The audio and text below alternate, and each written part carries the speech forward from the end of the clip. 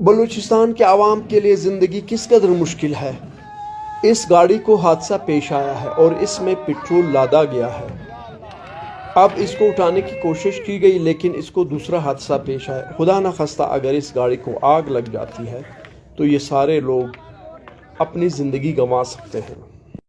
بلوچستان میں روزگار نہ ہونے کی وجہ سے صوبے کے تمام جوان بے روزگاری کا شکار ہیں۔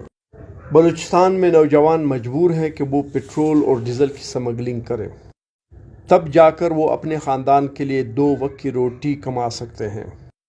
اس ویڈیو میں آپ دیکھ رہے ہیں کہ پٹرول اور ڈیزل کی سمگلنگ کس قدر کٹھن مرحلہ ہوتا ہے۔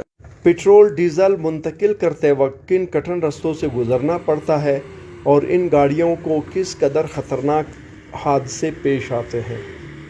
ان کچے اور پہاڑی راستوں سے ڈیزل اور پٹرول منتقل کرتے وقت گاڑیوں کو خطرناک حادثات پیش آتے ہیں، جس کی وجہ سے ان گاڑیوں میں آگ لگ جاتی ہے اور اس میں سوار تمام افراد کے ساتھ گاڑی بھی خاکستر ہو کر جل جاتی ہے۔ خدارا بلوچستان کے عوام کو روزگار دو تاکہ وہ سمگلنگ کی لت سے آزادی حاصل کر سکیں۔